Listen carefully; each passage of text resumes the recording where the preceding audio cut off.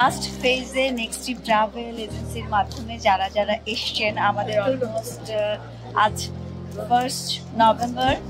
তো গতকাল পর্যন্ত আমাদের 50 জন ছিল। চায়না ক্যান্টন ফেয়ারের যে টিমটা গিয়েছিল আমাদের নেক্সট ট্রিপ ট্রাভেল এজেন্সির সাথে, আমরা এই হোটেলে রেখেছিলাম এবং এই হোটেল থেকে প্রতিদিন বাসে করে সকালবেলা আমরা ক্যান্টন ফেয়ারে আমাদের পুরো টিমকে নিয়ে যেতাম ওনাদের, এবং বাসটা দাঁড়িয়ে থাকতো।